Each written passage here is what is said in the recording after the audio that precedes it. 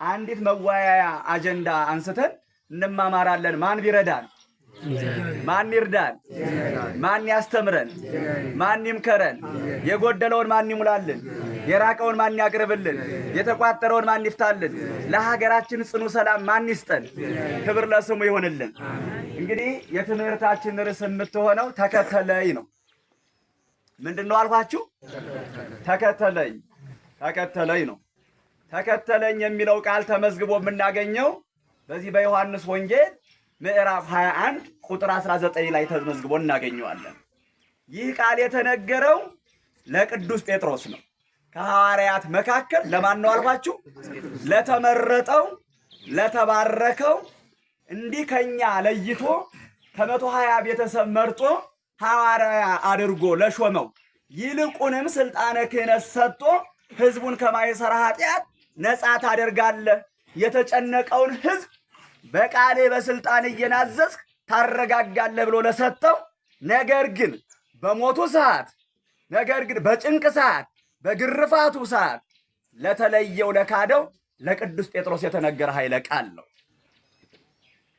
ይህ ቃል የተነገረ ጌታችን መድኃኒታችን ኢየሱስ ክርስቶስ በመጀመሪያ ከሰማየ ሰማያት ወርዶ መሞት የማይገባው እንዲሞት ሆኖ ተዘጋጅቶ በፈቃዱ የእኛን ሥጋ ለብሶ እኔ እናንተን ላድናችሁ ልታደጋችሁ የምችለው የራቃችሁትን የማቀርበው ከነገሥታት ግዛት ነፃ የማወጣችሁ ሰላሙን የማመጣላችሁ በኃጢአታችሁ ወድቃችኋልና ኑ ብዬ የምሰበስባችሁ የምትሞቱትን ሞት ልታደጋችሁና ልሞትላችሁ የምችለው የሚሞት ሥጋን ስለብስ ነውና በመጀመሪያ ሕዝቡ ሲሰቃይ ሲንገላታ ተመለከተና ለዚህ ሕዝብ የሚደርስለት በምድር ላይ አንዳችም ንጉሥ በምድር ላይም አንዳችም ጌታ የለውም። ስለዚህ እኔ ልሂድና ላረጋጋው ላጽናናው ከነገሥታት ግዛት ነፃ ሰንሰለቱን በጣጥሼ ባሪያ የተባለውን ለ430 ዘመን ያህል እንደ ሰብ እየቀለጠ እንደ ገል እየተቀጠቀጠ እንደ በሬ እየታረሰ እንደ አህያ እየተጫነ እንደ ፈረስ እየተጎተተ ሲሰለጥኑበት እነ ፈርዖን ሲያሰቃዩት የነበረውን ሕዝብ እኔ ላድነው እወርዳለሁኝ አለና በፈቃዱ ከሰማየ ሰማያት ወረደልን።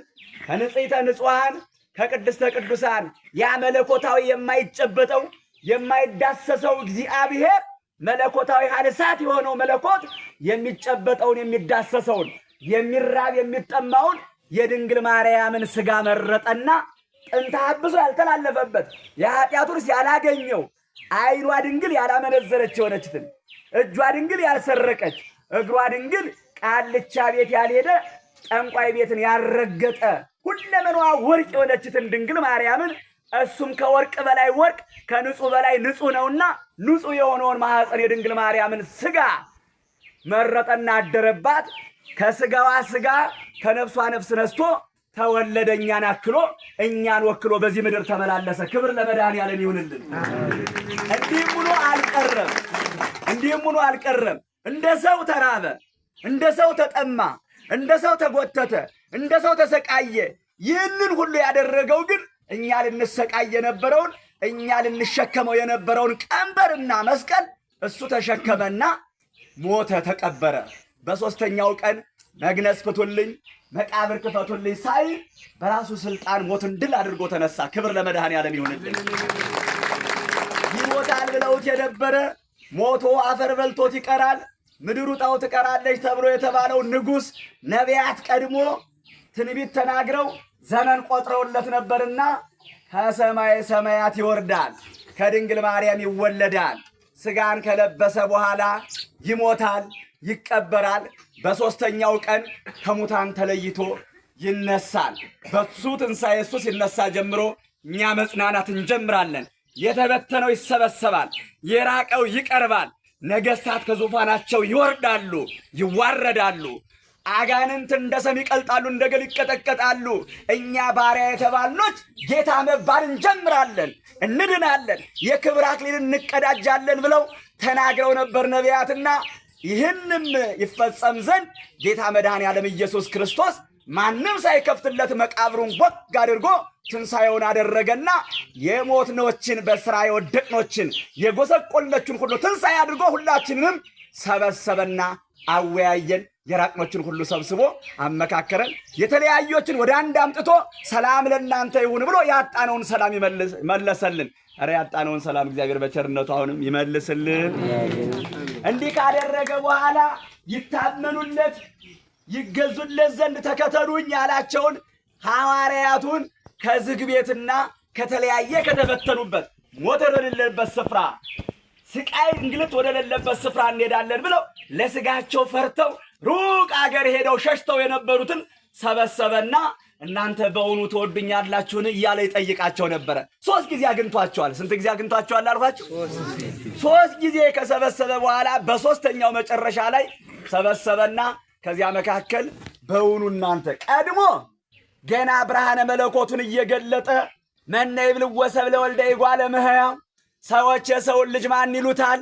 ወደዚህ ምድር ተመላልሼ ሳስተምር ለእናንተ የሚረባውን የሚጠቅማችሁን የእግዚአብሔርን ቃል በላይ በረከተ ሥጋ በረከተ ነፍስ የሚያሰጠውን በዕድሜ ላይ ዕድሜ በጸጋ ላይ ጸጋ የሚጨምረውን በእውነት ለምድር ልምላሜን ለቤታችን በረከትን ለትዳራችን ስምረት የሚሰጠውን እኔ ቃሉን ሳስተላልፍ ሳስተምር እኔን የማይወዱ ሰዎች ምን ይሉኛል እያለ ሲጠይቃቸው ከነዚህ ተከተለኝ ከተባለው አንዱ ቅዱስ ጴጥሮስ ብርሃነ መለኮቱን እየገለጠ ማን ይሉታል ብሎ ሲጠይቃቸው ግማሾቹ ከነቢያት ወገን አንዱ ነው፣ ግማሾቹ ኤርምያስ ነህ፣ ግማሾቹ ሙሴ ነህ ይሉት ነበረ ብሎ ይመልስ ነበረ። አንተ ሙሰመነ ትብሉኒ እናንተስ የሰውን ልጅ እጁን ተአምራት የቃሉን ትምህርት እየተመገባችሁ ከዋለበት እየዋላችሁ ካደረበት እያደራችሁ ራበይ ስትሉ እንደ እስራኤላውያን ከሰማይ ላይ መና እየወረደ ሳይዘራ ሳያጭድ ሳይሰበስብ የሚመግባችሁን በእድሜያችሁ ላይ እድሜ እየጨመረ እድሜያችሁ ሲያረጅ ሰውነታችሁ ሲጀጅ ጎበጥ ማለት ስትጀምሩ ቀና እያደረገ ተዋርዶ ያከበራችሁን እርቃኑን ሆኖ የሸለማችሁን የድል አክሊል እንድትቀዳጁ የሾህ አክሊል የተቀዳጀላችሁን መራራ ሕይወታችሁን ለማጣፈጥ መራራ ሐሞት የጠጣላችሁን ጌታን ማን ትሉታላችሁ ብሎ ጠየቃቸው። ቅዱስ ጴጥሮስ እጁን አወጣና ለጥያቄ መልስ ለመስጠት ይፈጥን ነበርና አንተ በውኑ የሕያው እግዚአብሔር ልጅ ወልደ ማርያም ኢየሱስ ክርስቶስ ነህ ብሎ ሲለው በእውነት አንተ ጥበበኛ ነህ፣ አንተ አስተዋይ ነህ፣ ነገር ግን ፈጥነህ ታምናለህ፣ ፈጥነህም ትክዳለህ አለው። ከዚህ ሰውረን ምዕመናን። እዚህ ቤተ ክርስቲያን ላይ ስንታይ በእውነት ፍጹም አማኞች እንመስላለን። ቂም፣ በቀል፣ ጥላቻን አሁኑኑ ረስተን ትተን በተነገረው ቃለ እግዚአብሔር በሰማነው ታምረ ማርያም በተሰበከው ወንጌል ልቡናችን ተሰብሮ ዛሬውኑ ንስሐ ገብተን ዛሬውኑ ሥጋ ወደሙ ተቀብለን ዛሬውኑ መንነን ዛሬውኑ መንኩሰን የምንኖር እንመስላለን። ከዚህ ወጣ ስንል ከካቡ ግን አውሬዎች እንሆናለን። እንዲህ የሆነ ለጊዜው ፈጥነን እንከተለዋለን። ጭንቅና ረሃብ፣ ጽም፣ ተግዳሮት፣ ጦርነት በሃይማኖት ማተባችሁን በጥሱ የሚል ሃይማኖታችሁን ተው፣ ከቤተ ክርስቲያን ተለዩ፣ ንጉሥ የወደደውን ዘመን የወለደውን አድርጉ የሚል ከሃዲ ንጉሥ ሲመጣ ደግሞ ሰይፍ ስናይ እንፈራና ኧረ እንተዋለን ብለን አምነን ክደን እንገኛለን። እንዲህ ከመሆን እግዚአብሔር ያድነን። ለጊዜ ጊዜን ምቹ አድርገን ብቻ የጎደለብን እስኪሞላልን የተቋጠረው እስኪፈታ ሰብላችን እስኪበቅል ጠለ ምሕረቱ እስኪወርድ ብቻ እግዚአብሔርን የምንከተለው ትዳራችን ፈርሶ እየተንገዳገደ ልጆቻችን አልታዘዘን ብለው ሰላም ጠፍቶብን ሕይወታችን ምስቅልቅል ብሎ ብቻ ሲሆን ለጥቅም ብቻ እግዚአብሔርን ይህ እስኪሆንልን ድረስ የምንፈልገው ከሆነ እኛ እውነተኛ ክርስቲያኖች አይደለም። በእውነተኛ በንጹሕ ሕሊናችን በማያቅማማ ማንነታችን ንስሐ በገባ ሰውነታችን እግዚአብሔርን እየተከተልነው አይደለም፣ ወረተኞች ነን። ከዚህ ሰውረን እግዚአብሔር። እንዲህ ነበር የሆነው።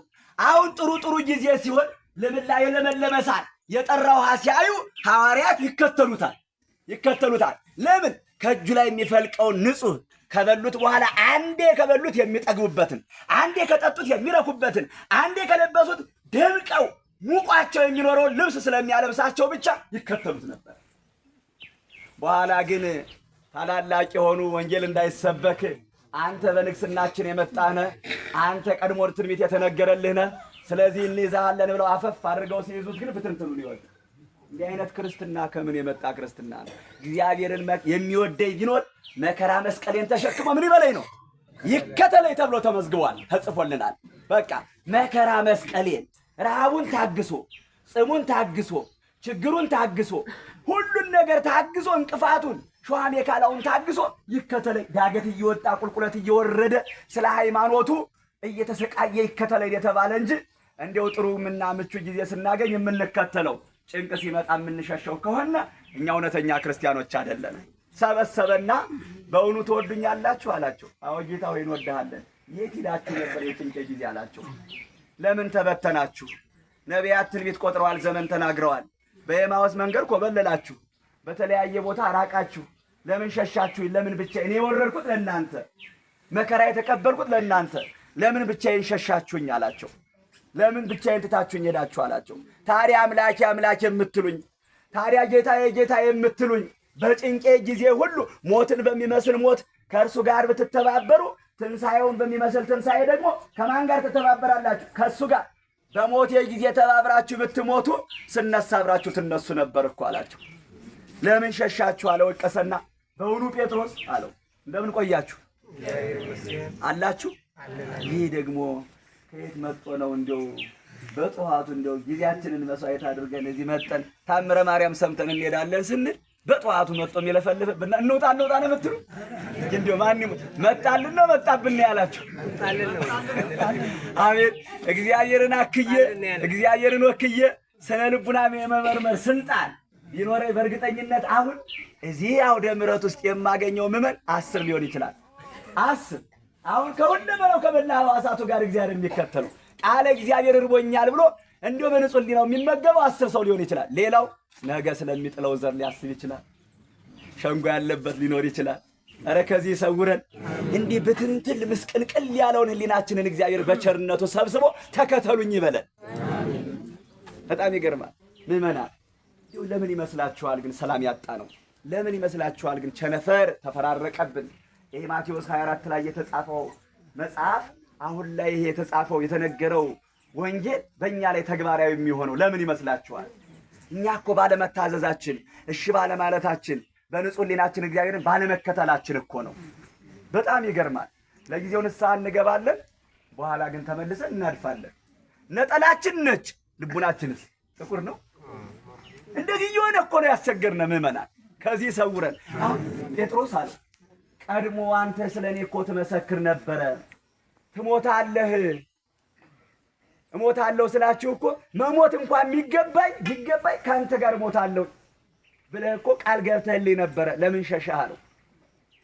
ለምን ሸሸህ? ለምን ካድከኝ አለው። ጴጥሮስ ጠሽ ብሎ አለቀሰና ንስሐ ገብቶ ይቅርታ እከተልሃለሁ አለ። በል ትወደኛለህ? አሁንም ትወደኛለህ አለው። አዎ እንደወደ ጌታ ሆይ አንተ ታውቃለህ። ማእምረ ኅቡዓት ነህና በልቡና የተቋጠረውን በሕሊና የሚመላለሰውን በኩላሊት ያለውን ሁሉ የተከደነውን ገልጥ የመመልከት ስልጣን ያለ አንተ ብቻ ነህ ጌታ ሆይ። ስለዚህ እኔ ትወደኛለህ ለማለት ቃላት ያጥረኛል። እንደምትወደኝ ታውቃለህ፣ እንደምወድህ ታውቃለህ አለው። ከአንተ በላይ የት ርቃለሁኝ? አንተን ጠልቼ ከየት ይሸሻለሁ? ከአንተ ተለይቼ መሮጫ ሜዳ ማምለጫ ጓዳ አለኝስ ወይ? ስለዚህ ጌታ ሆይ እንደወድህ አንተ ታውቃለህ አለው። እንግዲያውስ ምን አለው? በጎችን ጠብቅ። ምኖችን ጠብቅ? በጎችን። እኔ ሞቻለሁ፣ ተቀብሬአለሁ፣ ተነስቻለሁ። በ40 ቀኔ በተነሳው በ40ኛ ቀኔ አርጋለሁኝ። አሁን ወደ አምላኬ ወደ አምላካችሁ እሄዳለሁኝ። የዛን ጊዜ ለዚህ ሕዝብ ጠበቃና አስተማሪ ለዚህ ሕዝብ አጽናኝ የለውምና እምትወደኝ ከሆነ ይህ ሕዝብ አሁን ሞቼ አንድ ጊዜ ባርነት ቀንበሩን ሰባብሬለታለሁ። ከነገስታት ግዛት ከካህዲያን ነገስታት ግዛት ነፃ አውጥቼዋለሁ። ጌታ ባሪያ የተባለውን ጌታ አስብዬዋለሁኝና ከዚህ በኋላ እርቃኑን እንዳይሆን እንደ ባሪያ እንዳይቆጠር ነገስታት እንዳይሰለጥኑበት እንዳያሰቃዩት አደራህ ጠብቀው ሲል በጎችን የተባለ ምዕመናንና ምዕመናትን ጠብቅልኝ አደራ ነው። ጠብቅልኝ። ከዚህ በኋላ እኔ ለፍርድ ነው የምመጣው። ከዚህ በኋላ ሞቼ ማንንም አላድንም።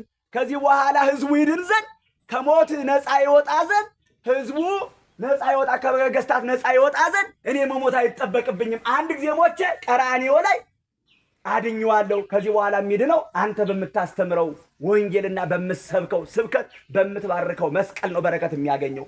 ስለዚህ በጎችን ጠብቃለሁ። እግዚአብሔር በቸርነቱ ይጠብቃል። አሁንም ሁለተኛ ደገመና እሺ ብሎ አደራ ተቀበለ። አሁን ትወደኛለህ አለው። ጌታ ሆይ እንደወድህ አንተ ታውቃለህ አሁንም አለው። በግልገሎችን ጠብቅ፣ ጠቦቶችን ጠብቅ አለ። በመጀመሪያ በጎችን የተባሉ ምዕመናንና ታላላቅ አባቶችና እናቶች ናቸው በጎችን የተባሉ። በሁለተኛ ጊዜ የተሰጠው ቃል ደግሞ ጠቦቶችን ጠብቅ ተባለ። ወጣቱን ጠብቅ፣ በጉብዝና ወራት ፈጣሪን ያስብ ዘንድ ወደ ቅጽረ ቤተ ክርስቲያን መጥቶ ስለ ሃይማኖቱ ይማር ዘንድ ስለ ሃይማኖት ያውቅ ዘንድ እናት አባቱን ይታዘዝ ዘንድ ጠብቅ፣ አስተምረው። በነጣቂ ተኩላ እንዳይነጠቅ ወደ ቤተ ክርስቲያን መጥቶ ይማር ዘንድ ተንከባከበው፣ መልካም እረኛ ሁነ ወደ ቤተ ክርስቲያን አሰማራው ሲል ወጣቱን ጠብቅ አለው። በሶስተኛው ሰዓት አሁንም ትወደኛለህን አለው። እንደወደ አንተ ታውቃለህ።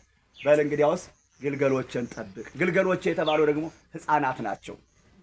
ቅዱስ ጴጥሮስ በምን ነው እነዚህን ሁሉ የሚጠብቃቸው ከተባለ አንድም በእግዚአብሔር ቃል ነው። ሳይማር ጉባኤ ሳይውል ምስጢር ሳያደላድል በተሰጠው ጸጋ በተገለጸለት ወንጌል ሕዝቡን እያስተማረ አልጫውን ዓለም ወደ ጨውነት ይቀይር ዘንድ ስልጣን ተሰጥቶታል። አሁን እሱ እሺ ብሎ ይህን ቃል ኪዳን ከተቀበለ በኋላ በመጀመሪያ እግዚአብሔር አንተ ያው እግዚአብሔር ልጅ ወልደ ማርያም ኢየሱስ ክርስቶስ ነህ ብሎ ቅዱስ ጴጥሮስ ሲመሰክርለት ይህንን ስልጣን ሰጥቶት ነበር። ይህን መስቀል ሰጥቶት ነበር። ምን ብሎ ሰጠው? ወአንሰ እብለከ ከመ እንተ ኮብ ወዲበ ዛቲ ኮብ አሐንጻ ለቤተ ክርስቲያን ዘአሰርከ በምድር ይኩን ሱረ በሰማይ ወዘፈታይከ በምድር ይኩን ፍትዋ በሰማይ ወውበከ መራሁት ለመንግሥተ ሰማያት። የመንግሥተ ሰማያትን ቁልፍ መክፈቻ ሰጥሃለሁ። አንተ በምድር ያሰርከው በሰማይ የታሰረ ነው፣ በምድር የፈታው በሰማይ የተፈታ ነው የሚል ስልጣን ሰጥቶት ነበርና ይህን 3 ጊዜ ከተነሳ በኋላ 3 ጊዜ ሰብስቦ በሶስተኛው ለቅዱስ ጴጥሮስ ይህን ቃል ሰጠው። አሁን ንጹሕ ነህ፣ ልቡናህን መርምሬአለሁ። ከዚህ በኋላ የክህደት ጫማህን አውልቀሃልና ምን በለኝ አለው፣ ተከተለኝ አለው። ቂሙን፣ ጥላቻውን፣ ተንኮሉን፣ አድመኝነቱን ሁሉ ከውስጣችን አውጥተን በንጹሕ ልቡናችን እግዚአብሔር እንድንከተለው አምላካችን የቸርነቱን ሥራ ይስራልን።